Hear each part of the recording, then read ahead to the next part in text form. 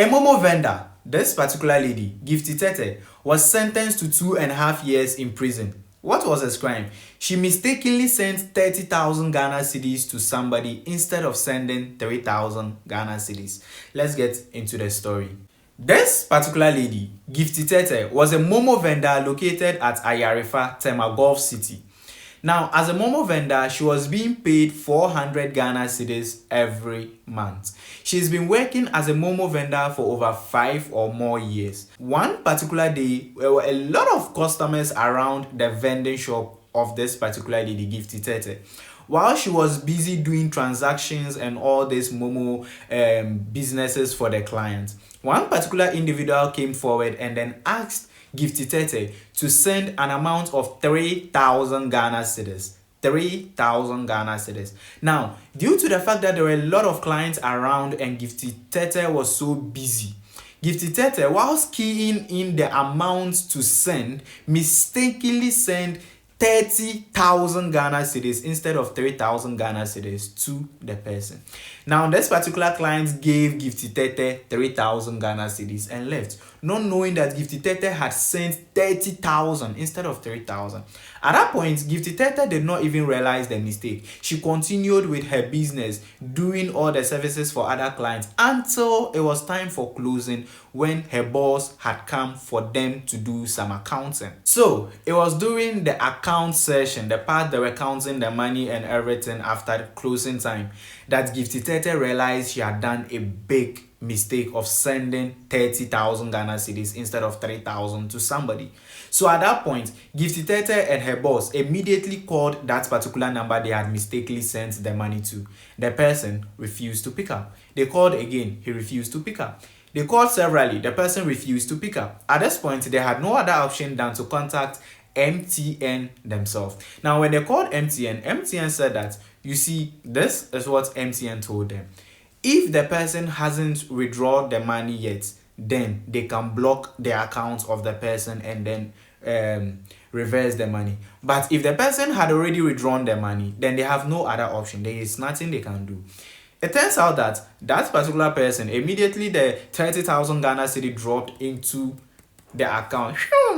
He took everything away. So at this point, they had no other option. MTN said they can't do anything about it. Now, this particular case now became a burden on Gifty Tete because the boss said Gifty Tete must pay back that particular money.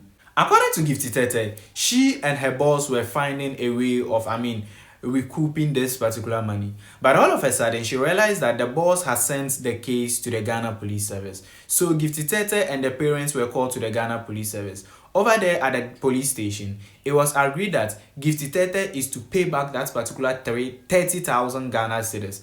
And this is how Gifty Tete was to pay it. Every single month, Gifty Tete was to deposit an amount not less than 1,000 Ghana cedis into the account, give it to the police, and the police will hand it over to the boss of Gifty Tete until the 30,000 Ghana cedis is paid.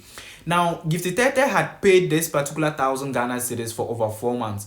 Every single month, Gifty Tete will send 1,000 Ghana cedis to the police station, give it to the police so that the police will hand over that money to the boss until the money is paid. But on the 5th month, Gifty Tete wasn't able to make the amount of 1,000 in order to deposit. The only amount she had on her was 800 Ghana cedis. When she sent it to the police station and then gave it to the police and then they handed it over to the boss was not pleased. The boss started thinking that since she's now paying 800, very soon she'll be paying 500 and 300, something like that, and I won't be able to get my 30,000 Ghana cedis on time.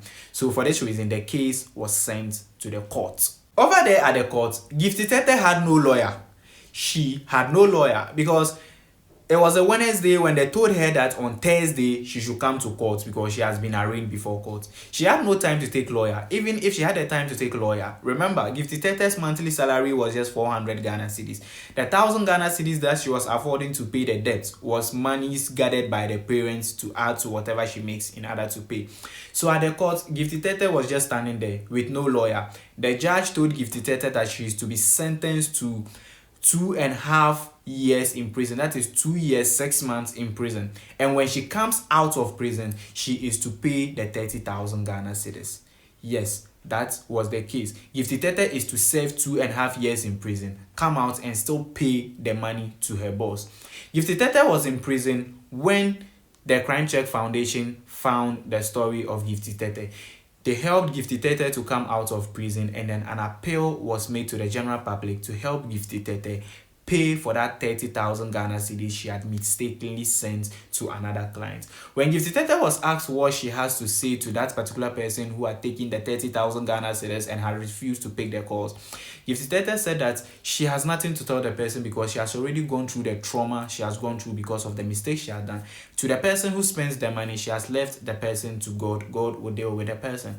And she also pleaded with the general public to help her pay this 30,000 Ghana cedis because as it stands now, she has no work presently because the work that was paying her the 400 Ghana cedis, she doesn't have it anymore because of the feud with the boss. So that is the case of Gifty Tete, a lady who was sentenced to 2.5 years in prison because she mistakenly sent 30,000 Ghana cedis instead of 3,000 Ghana cedis as a Momo vendor to a customer.